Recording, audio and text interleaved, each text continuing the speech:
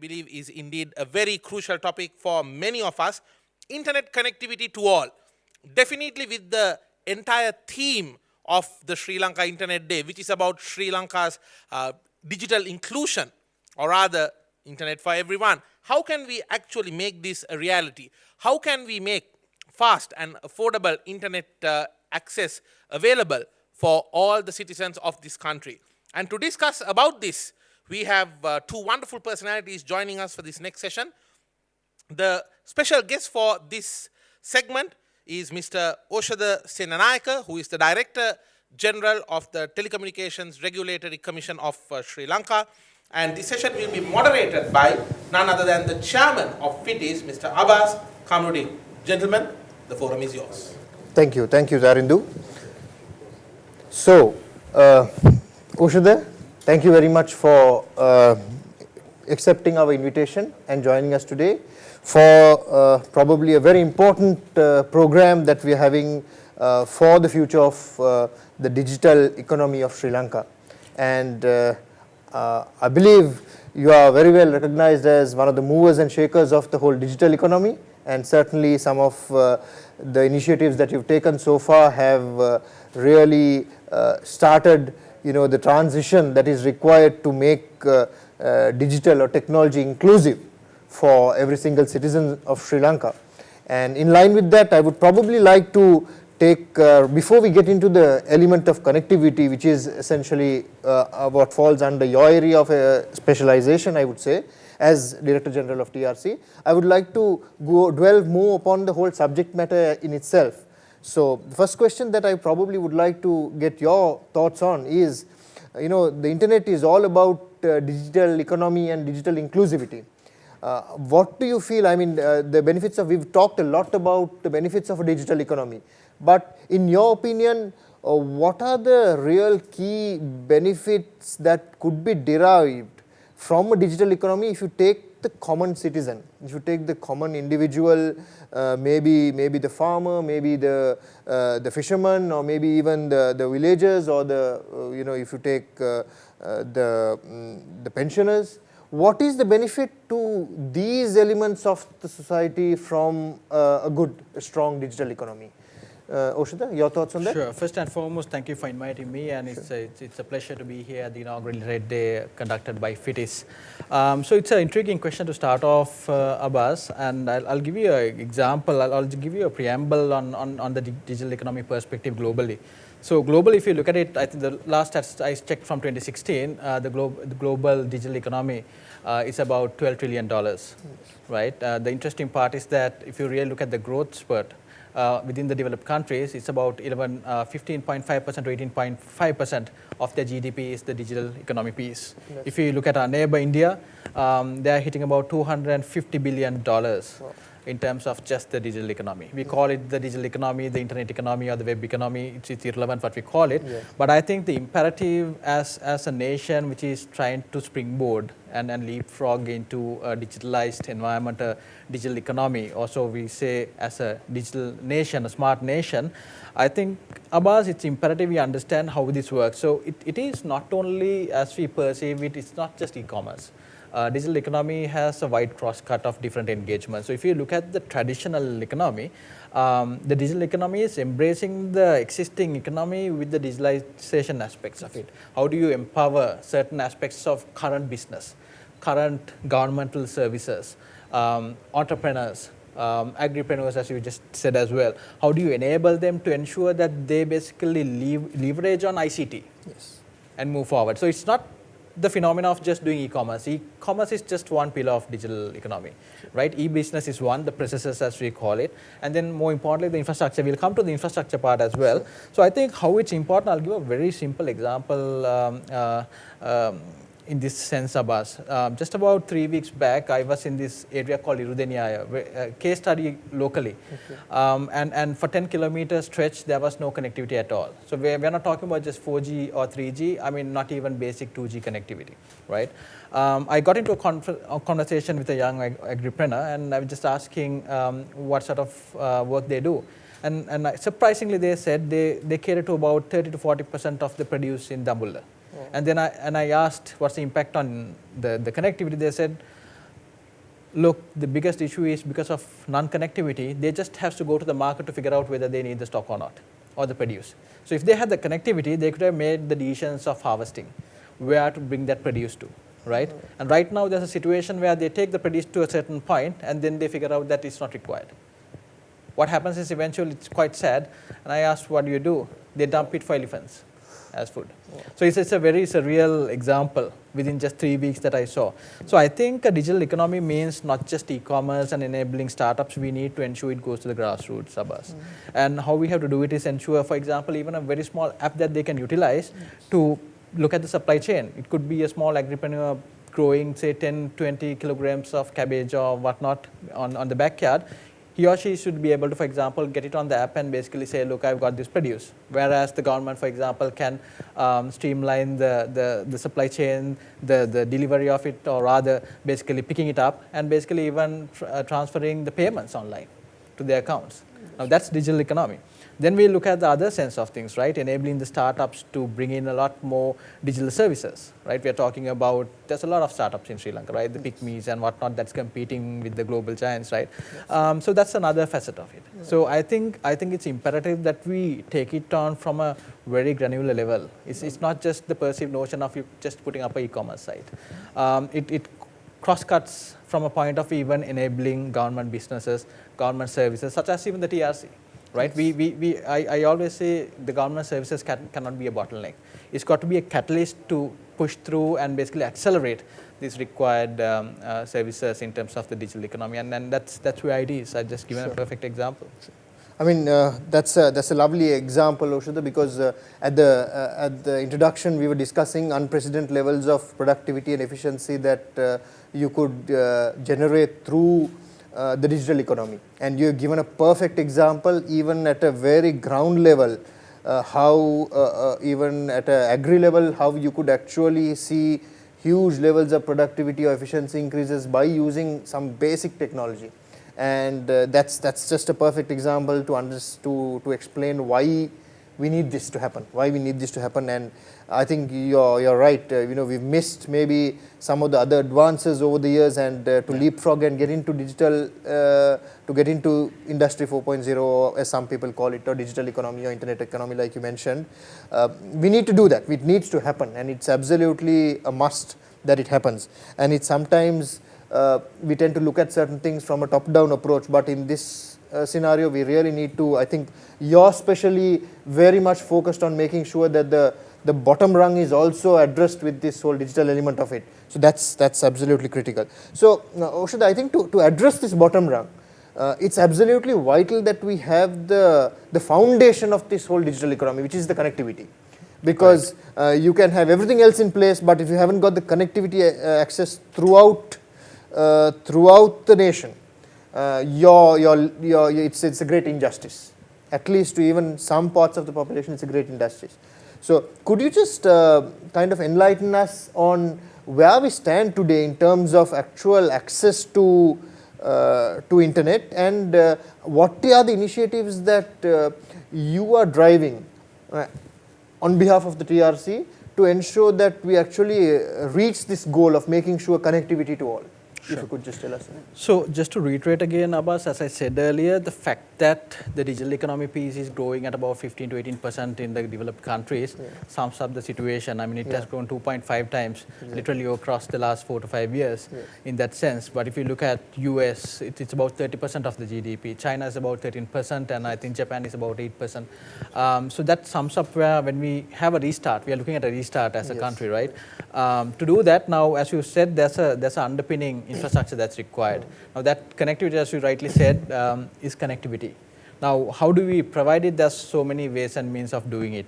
Interestingly, the ITU, the International Telecommunication Union, has the Connect 2030 agenda, right? That syncs up with the UNGA's SDGs, Sustainable Development Goals. Data is literally a right now, right? I mean, as much as we look at the other intricacies of electricity, water, and all of that, right? It's become a commodity, right? In this sense, it's a global phenomena, Abbas. This connectivity is not only a situation in Sri Lanka. For example, the targets for 2023 by ITU is to ensure 65% of households get broadband connectivity by 2023, right? To reduce the costs by 25%, the affordability rate should be 25 more better by 2023, right? And 70% more individuals to have access to broadband. So this is a global phenomena, but that's not an excuse.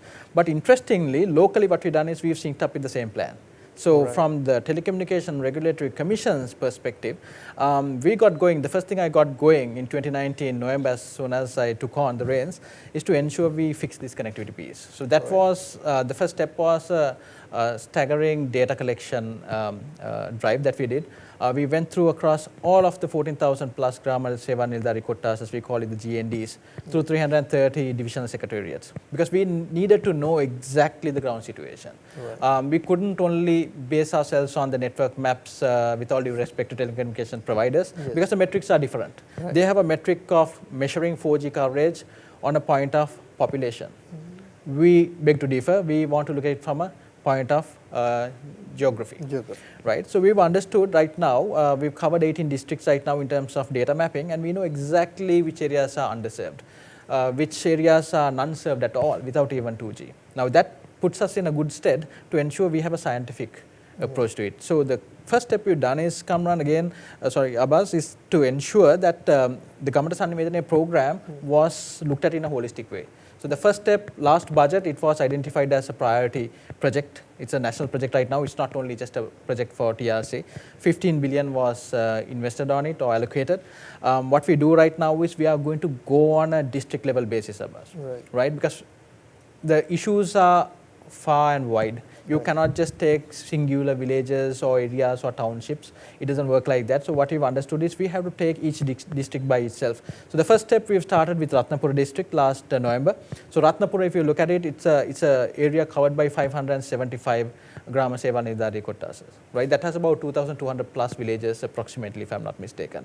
Interestingly, it has 588 schools, another 14 national schools, 38 hospitals, 29 police stations. Now, interestingly, when you talk about a digital economy or a country's digital roadmap, we cannot just ensure that it's just a 4G coverage.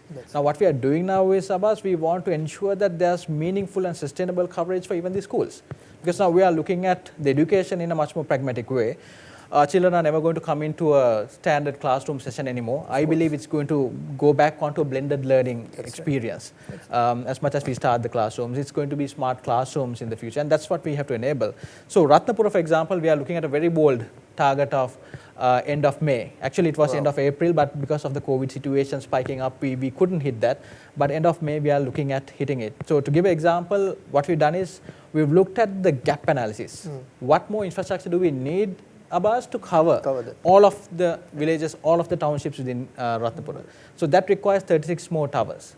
Just yesterday, I was back in Ratnapura as well. Another operator started off their constructions, right? The interesting part is we are investing on this as well through the Telecom Development Levy. So we are investing 50% back into the industry as well, because for them it may not make financial sense to cover these areas, but for us as a government, it makes economic sense to get this digital economy going. So that's where we come in. It's not just catalyzing them just with approvals and whatnot. It's also ensuring that we empower them with required financial assistance as well. And that's going to, I believe, going to put in good stead our journey towards 100% broadband covered Sri Lanka. And we have not stopped only at Ratnapura, we just commenced operations in Kurunegala.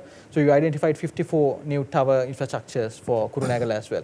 Kurunegala is a much more larger district. It has about 1,020 GNDs, right? Far more. So the geographies differ. We took Ratnapura just on a, pulling straws. We didn't want to just take any particular for a reason, because the geography was quite intrinsic there. I mean, if you look at the geography, there's a lot of complexities if you look at the geography. So we want to take the toughest terrain to see exactly, to get the metrics right, to get our approach right. Now we are implementing it. We are just going into Kurunegala. We just finalized. Then we will go on to Anuradhapura and Matara and Jaffna.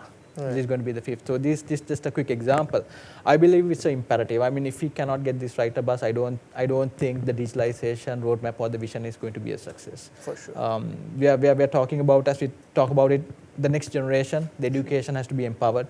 We are talking about schools or even children having not enough connectivity to even connect onto online services, and we found this out in a real situation because of this dark swan event of COVID. So this is where we are heading, and we are very confident by the end of the year we want to kick off proceedings for 10 districts, Abbas. Sure. So I believe it will take about 18 to 24 months. To do this, and we are pretty confident that with the help of the telecommunications industry, and that's something I would have to say, perfect synergies are moving around. That's one good example of how synergies could work between the government sector and the private sector, and I think we are moving ahead quite well. So the most important question that comes up in all of this is also the one is, are the budgets in place, because budgets have always been a challenge, and the other question would be, you mentioned specific elements like schools and police stations and maybe hospitals, etc. Is there any specific plan in place for these institutions, as well as do we have the budgets in place to be able to enable all the ambitious and really tight deadlines and targets that you set for yourself? Yeah, thank you for asking that $1 million question, budgets, right? See, the methodology we take on this, Abbas, is to, as I mentioned, there's a telecom development levy, right? So, currently there's a certain amount of, it works on international minutes coming into Sri Lanka, right? So, half of that goes to the telecommunication industry, half of it comes to TRC. Okay. And then TRC is mandated to retain 50% out of it, and 50% should of course go to the treasury to support government initiatives, but we should retain 50% and reinvest it back. So interestingly, I've just had a discussion with the treasury as well. For whatever reason, for the last 9 years, we have just contributed all of that back to the treasury. Wow, okay. Right? So right now we are at a stage where we've retained the 2020, but to have the pace we want, we've just sounded out the treasury to see whether we can get the 2018 and the 2019, the TRC portion of it reallocated, because we can have much more acceleration than Abbas. So you're absolutely correct. The budgets are key at the end of the day, but we are pretty confident that we can have these budgets allocated, and we can push this forward on this front. I mean, these again a global phenomena. Every country has something called the Universal Global Fund, Universal Service Obligation Fund, and this is for this exact reason, Abbas. And I think we have to utilize this, and we are doing it in a very transparent mode. Even if you look at the infrastructure, when we assign it, it's based on the contributions each operator has made based on their telecom development levies, right? So there's not going to be any ambiguity of why certain telcos get far more higher percentage of infrastructure to be built, and the other. So it's a very open, very clean. We are keeping the auditor generals and all of that in the loop. We want to do it in a very transparent manner to accelerate through. Great, excellent. No, it's we're happy to note that there is finally. I mean, it's disappointing to see that 7-9 years nothing's really been allocated to develop some of the, like you said, commercially non-viable areas, but it's happening now. That's excellent. I think that's what needs to happen, and that's critical, and that's excellent to know, Oshada, that it is ongoing now. That's excellent. So once now that we've covered the aspects of coverage, there's another very probably critical subject that has been brought a lot recently, highlighted a lot in the media, etc., where when we come to discussing the subject of internet quality, internet cost, and of course internet, the quality and the cost element of it, and the connectivity speeds. So these are the three other key elements which, and especially if you take the quality, that's something that recently we've had a lot of negative media that's going around with regards to the how credible is this? What is the current situation? What is the reality? If you could just give us some update on what is the real ground level reality on all these elements of the three key components of connectivity. So a very important aspect, Abbas, again. So let me give a bit of historical perspective on this as well. So the consumers should have seen, I mean, even before I joined TRC, there's a lot of call drops, right? We complain about call drops, the quality of the voice and all of that. And last year, the situation was that when we really analyzed the root situations, right? Spectrum is the key for all of the connectivity pieces to get it right. So there has to be sufficient spectrum allocated in a meaningful way to ensure that it supports the required expansions and the requirements of more and more utilization by consumers in terms of data and voice. By last year, there was a situation where the telecommunication industry faced a very litigious situation. There was so much of litigation floating around. So the first thing we had to do was, because it was a deadlock at the end of the day, it was a deadlock where the allocated spectrum by operators could not be used, because it was a back and forth of course also with the regulator, right? The regulator and the operators back and forth, and it was a deadlock, which meant the consumers were getting impacted. So I'm very happy to state that by the end of the year, we managed to sort out almost 15 plus Supreme Court cases. That was a major milestone for the telecommunication industry in Sri Lanka, which enabled to unlock these situations of the spectrum utilization, right? So that was the key, because that's a serious. And then came the situation of the spectrum management itself. Abbas. The spectrum management has to be done on best practices also. If you don't do that, there are certain guard bands and so on and so forth. If you're an operator, I'm an operator, I might interfere within your, and that impacts the consumer again. Now what we did was last year we ensured that we brought in all of the stakeholders together, the leadership of all of these telco operators, and ensured we have these filtering mechanisms. We invested on the filtering, right? And then TRC moderated and guided all of these. Sure. Now, coming back right now, today as we speak, we cannot only look at 4G. Right now, we are in consultation with the ITU, the apex body of, the governance of global mobile connectivity and telecommunications. We are on a consultancy to ensure there's a pragmatic spectrum management methodology and framework introduced to Sri Lanka, right? And that's going to sort out a lot of issues. So, Abbas, unfortunately, these are things that cannot be fixed overnight. We cannot. But it takes time to realize the output of these. Now the spectrum could be used, the operator could invest in certain radio networks and all of that, utilize it and expand, right, their infrastructure, right? Now I'll come to the second point where you said, where this media has been taking up these metrics that has been going on. The Surfshark, for example, where it has put Sri Lanka at the last notch. And I tend to disagree on this. I'll explain why. And the media, I think, should be unbiased as to basically look at this on a holistic perspective and look at other metrics as well. This is just one benchmark, right? I mean, there are so many benchmarks across, right? So when you look at Surfshark, we've been put at the 85th place. That's the last percentile, right? But interestingly, they have two base points there. That is the mobile speed and the broadband speed. Now, if you look at the mobile speed, we are at the 62nd point. India is 83 on the same report, and I challenge all of them. You all can go into it and look at the metrics. And Bangladesh is 84. So I reiterate, Sri Lanka is on mobile speed is at the 62nd position of the Surfshark metric. India is 83 and Bangladesh is 84. Right? If you look at the broadband speed, so mobile broadband, and then the next thing is the broadband. We are on the 49th. Right? Then India is on the 44th. 5 notches up more than us. Bangladesh, if you look at it, is 80. Philippines 57 and Indonesia 55 and so on and so forth, right? But I'm not putting an excuse out here. And let me explain how this has come through to the 85th place. So when you look at the overall internet quality index, what they've done is they've taken the average mobile download speed, right? Again, in Sri Lanka, based on their own input, it is 23.12 Mbps, right? Rank 62. India is at a 10 Mbps, right? Bangladesh is at a 10.2. Now this is again internet quality of index. One vertical is average mobile download speed. Then they look at the average broadband download speed, right? Again, Sri Lanka is at about 7.67 based on the same metrics. 7.67 in terms of broadband speed. India is a little bit more than us, 8.66 megabytes per second, right? And Bangladesh is at about 2 point something. Right? Then the interesting part is now we are doing well on par on these two metrics. Then they take the two other metrics, that is mobile stability during the COVID outbreak, right? And the broadband stability during the COVID outbreak. Now they are looking at the metrics of 2019, right? On average, and they have taken the second week of April. That is the the epicenter of the outbreak of COVID in Sri Lanka. Right? Now you get where I am coming to. Now, when you look at the mobile stability during the COVID outbreak, we have gone down to 85, and our score is 0.59. And the broadband, we are at 82. Right? So how they do it is any country that has 0 or 1, right, there's no reduction. But anything to do downwards, right, that's on a weighted average, they take it down completely. Got it, Right? So in reality, they've compared this on a situation of a black swan event. I hope everybody understands what a black swan event is. It's unpredictable.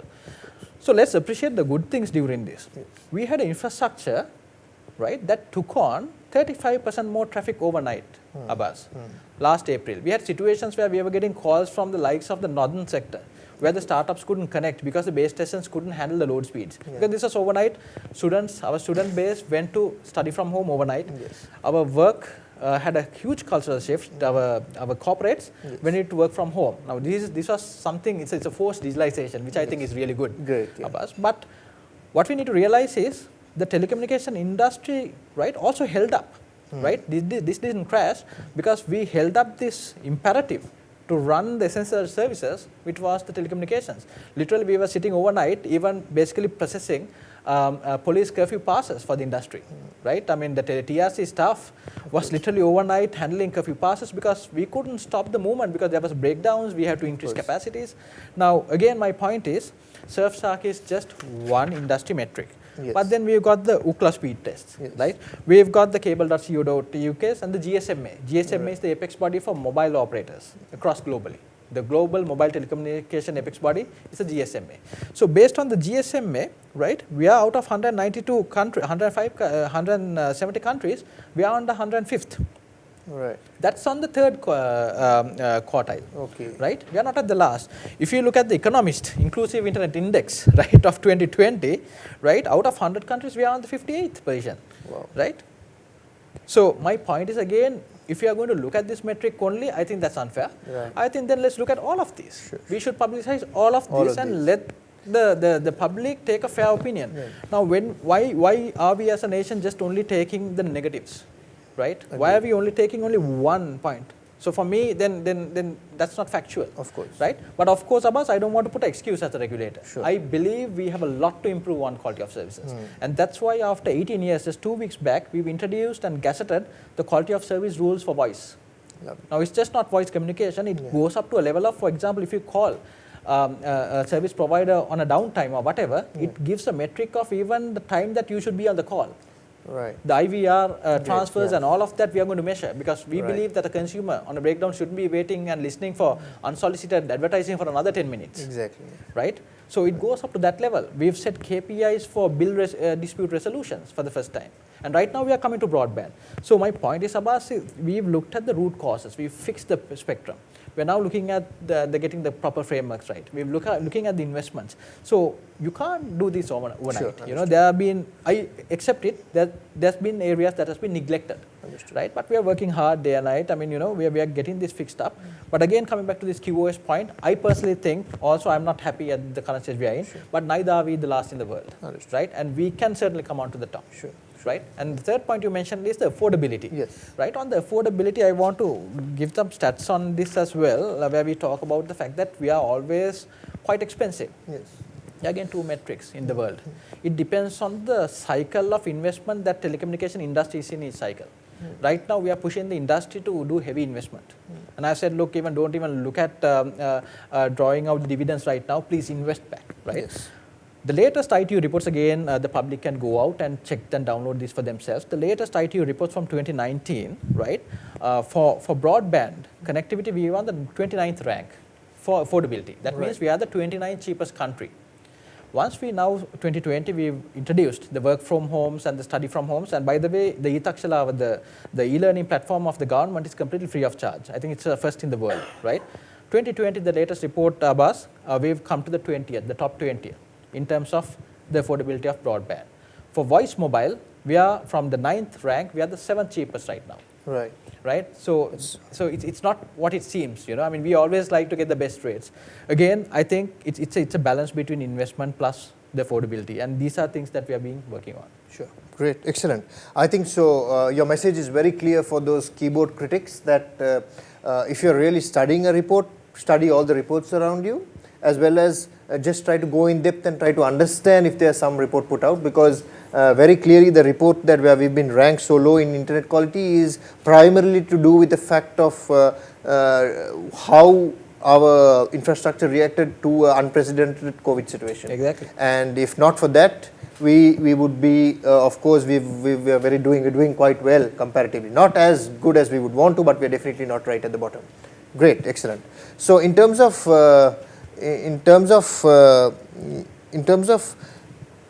TRC, getting to TRC, of course, TRC has various other, what can I say, various other responsibilities in addition to just looking at the connectivity and the telcos. It also covers elements of other connectivity related, like Bluetooth related matters, Wi-Fi related matters, etc. And there are some claims from industry, within the industry and outside the industry, that sometimes the TRC is bogged down by archaic rules, policies, gazettes, etc. And therefore, that sometimes creates some form of a bottleneck for the drive towards digital transformation. And that sometimes restricts maybe R&Ds to some level as well. So these are just some of the thoughts that you hear at various forums, etc. But we would like to hear from you what your thoughts are on these areas, and is it really limited in that scope as you have an understanding of exactly what are the laws applicable, etc. What are your thoughts on these statements? Is there any ground truth to it, or you feel that's just a perception? No, but I think we have to put our hand up. It's not a perception, it's a reality, right? But again, as I said, we need to understand the macro environment where we work in, right? It's not an excuse again, we need to steamroll and change this. I'll give you one example. We are working on a Telecommunication Act, which has just been formulated in 1991. Right, there's been only one amendment done in 1996. That's just to introduce the commission or the director board, right? Now this 1991 Act, right, precedes a lot of innovation and the Internet of Things we talk about today, the low power devices that we talk about today, even social media and all of these new precedents. It was preceding that, and interestingly, it's from the 1982 British Act. So you can imagine, right? It's as old as me. Right, now what are we going to do about it? We have to immediately amend these acts. We have to introduce these new acts. So as we speak today, we have just taken the first steps on it. Right. We have to, because as I always say, the regulator has to be a catalyst and an accelerator, not an impeding point. We cannot be a bottleneck. So I agree, there are certain processes that has been a bottleneck and still is. Abbas, I think we again in just 1 year and 4 months you cannot override everything, but there has been some certain steps that have been made. Sure. For example, I sit on the ICTS board as well. So there was a startup impediment report that was done up, which was a very good step, and there was 2 pages on TRC. So we were the first to engage. We started the conversations to see and understand these impediment points. Right. For example, we've moved on just 2 weeks back. We want to create a startup green channel. Sure. So all registered startups shouldn't be just working behind these loops and hoops to basically get what they need, because it's time is of essence. Time to market is critical for the success or failure as a startup. So we are just doing that, right? We're just doing that. For example, just 2 days back, interestingly, Abbas, another startup entrepreneur called me and said, Oshada, look, we've got this approval, which is just stuck there. Right? So we are looking at doing these things. Right. So interestingly, last April, we were the first government agency to go completely full online. Lovely. Right? So right now, if you go to the website, you have to excuse us still because it looks appalling, but the functionality is there. Okay. You can right now go and book an online meeting. Right. Gone are the days that you need to come and sit for hours at TRC. At the comfort of your home, you can get a video Teams call with our staff. Right? That's you can excellent. book your meetings online. Wow. Okay. Right? So you don't have to come anymore. Right. All of the approvals are completely done on email based right now. We are just moving into a CRM. Wow. Right? So everything is completely done. So right now the complaint is sometimes that we are forcing people to just go on emails. Right. And we have set KPIs within 3 to 5 days. But of course, Abbas, sometimes we don't hit that KPIs because we have staff issues and all of that we are working on. We are having expansion plan right now. We are doing new staffing recruitment, getting the younger blood coming into the foray as well. So there's been a lot of precedents. We've done a lot of digitalizations with other government agencies. With the customs, we are fully integrated. So right now, when you bring a personal phone down, you don't need to come to TRC anymore from last week, right? The customs does the needful and fills the RTT, right? So all of that is automated right now, right? So we are still at the email stage, which is not the ideal digitalization, but we are moving on a roadmap. All of our staff is now currently completely 100% on an enterprise content management platform. Complete collaborations happen online. So last year we worked online from home completely. All staff, the systems are online. So that's where we are heading. Yes, there are bottlenecks, but we are ensuring that we remove that bottlenecks as fast as we could, Abbas. So excellent. I think that's something that's really heartening to hear. Especially, I think if if some of the other departments could follow the element of having online meetings, I mean, for the citizens to sort out the issues, that would be brilliant, I mean, across the board. And it's heartening to hear that TRC has initiated that, and some of the other solutions that you're talking about. I'm sure a lot of the issues that the different industries or the startups or whatever they face, I'm sure of course, we all understand that changing the law is not an easy thing. But as long as there are solutions placed to address some of these issues, that's I think what the public expects, and I'm sure you're looking at it. So that would hopefully result in really a differentiated experience from TRC as we go along. So that's excellent. I do have a few questions that have been coming in. One is specifically Oshada, on the frequency. So what is the root cause for not increasing the frequency? What is the root cause for TRC not increasing the frequency? And spectrum, you mean spectrum? Spectrum, yeah. Yeah. Right. So as I mentioned, up until last year, this litigation meant there was a lot of enjoining orders, for example, right? Okay. So you couldn't move. There are enjoining orders on a literal band, for example. Take the 2600 now, which is sorted. No one can move.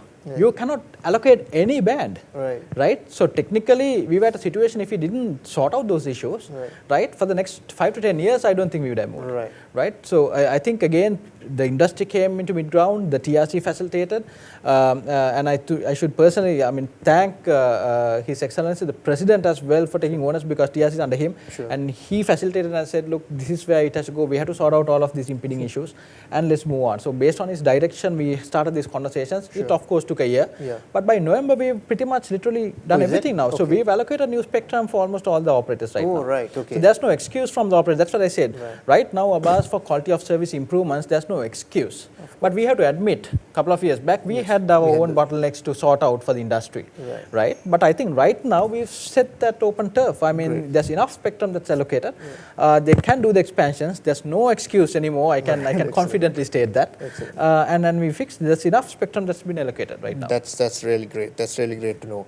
So do you plan on, Oshada, do you plan on publishing the, obviously, like you mentioned earlier, the 4G coverage map is questionable. Of course, I understand there are different calculation matrices that are used, but what would TRC be in a position to actually show a coverage match? Are you already doing it? I'm sorry, I'm not aware of that, but would it be possible for citizens to go and check what the actual coverage is in Sri Lanka for 4G? Is that something that you're coming up with? Yes, Abbas. So right now we are revamping the website. We are going to have a separate area for the Government Sannivedana, or Connect Sri Lanka as we call it, where the public can actually go and see even the progress. Right. So we are going to publish. We've got all that metrics with ourselves, but we want to publish it as well.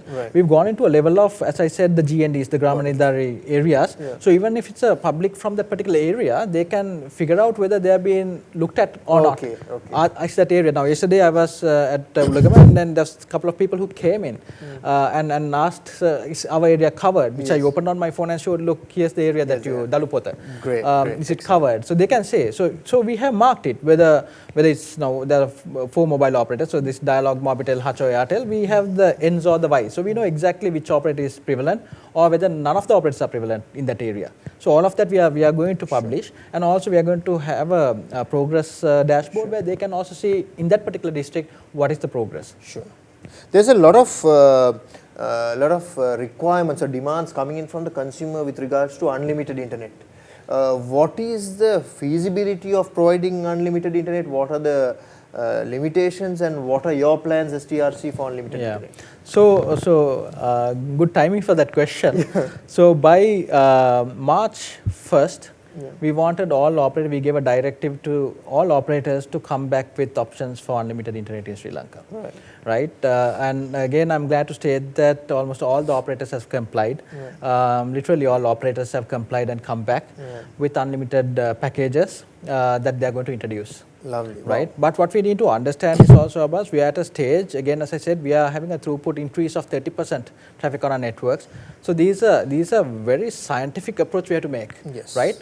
As much as we love, I love to have unlimited internet, but even in the other countries, if you look at UK to US to Australia, Telstra, Vodacom, the 3 networks, or Vodafones, to all of that, in any country, when it's unlimited, it's speed limited. Right? I mean, anyone can go online to Vodafone, Vodacom, 3 Mobile, any Telstra or whatnots. Right? It's speed limited. So you cannot expect unlimited data and unlimited speeds. So it depends on your consumption. If you're a small family, for example, maybe a 5 Mbps might be sufficient, or a large family might be a 10 Mbps or 20 Mbps, for example. So what we need to understand is what we've done is, Abbas here, we've followed the industry best practices globally. We've done benchmarking with other countries. Lovely. Right? So we've done benchmarking. It's the first step. I'm glad to state that in April, come April the next week, I think all the operators are going to launch these products, right, coming through. So that issue is sorted, I believe. So we are making the first step. Of course, like any other new service, Abbas, it's going to be continuously improved. Yes. So the first round of unlimited packages are going to come in April, but of course, you know, the market dynamics will play, and we'll continue to improve that products. But I can guarantee you there's not going to be throttling in these unlimited packages. But however, the operators have a discretion to bar any abuses, because even other countries have done that, because top 2%, 3% shouldn't impact the quality of service and the experience for all of that 97% of users who's using it on the rightful way, right? So we are going to have mechanisms for that, but there's not going to be throttling or so or whatever, but it will be speed bound like any other country. And I think it's a good first step, and we are we are going to see it within next week. Lovely. Abbas. So I think you've given us the answer. Expectations are going to be very high, and I'm sure that the last thing that we want with these unlimited packages out there is that of course, due to the limitation in bandwidth, the quality of it kind of going down. So I believe that you've addressed that element of it as well proactively, so that's excellent, because that's not what we would like to have with unlimited, where we don't get proper internet coverage. So that's excellent. But as we come to the end of our session, I just have one very critical question that we have got from the audience, is basically with regards to the whole element of data protection and security, and some of the concerns that some have raised with regards to how their usage, etc., is being monitored and is being kind of saved and logged, etc., how all that is. So I mean, from SMSs to whatever, by telcos, right? So could you just give us a little bit of information with regards to how the individual's right to data privacy is being kind of maintained by way of intervention from TRC, and what are the policies in place? Maybe something a little Sure, bit. Abbas. I think I'm a serious advocate of data privacy as well. And the good news is, again, in general terms, again, from ICTA perspective, we are bringing in the Data Privacy Act. It's at the last stages of finalization, right? So once that comes in, it's not only the telecommunications operators, each individual entity that retains public data or consumer data, they are going to be governed by a set of framework of information. So it's done in the other countries as well. So you have a right as a consumer to decide, right, what data should be retained and what data should be erased. If you discontinue the service, of course, you can demand the erasure of your data. But while you are at it, again, there are certain protocols that they have to manage. So for example, every entity should have a data protection officer, DPO, moving forward based on this act, right? So it's a serious matter, right? And then other countries, for example, if they violate these terms, if there's non-compliance, there are hefty fines, penalties. So all of these are coming in. I think it's a lot of policy changes as well, Abbas. But I can assure you, currently, right now as it is, the data privacy is utmost, right, in our mind. I'll give you an explanation. If you look at last year, we were the first to stop unsolicited messages coming in. I wouldn't say that it's 100% stopped, but we've stopped it by about 90%. There are opt-outs that's introduced that reduce it by about 75 to 80%, because over a weekend you couldn't even check your SMSs, right? Exactly. The Data Protection Act, once it's enacted, is going to be far more well regulated as well. So I think I can assure you that that will be covered in a Thank you very much, Oshada. We are in conversation with Oshada Senanayake, Director General of Telecommunication Regulatory Commission of Sri Lanka. One of the most proactive and action-oriented person that I have met, and I think you all too would agree with the amount of initiatives that he has discussed during this session. Thank you so much. Thank you, Abbas. Thank you.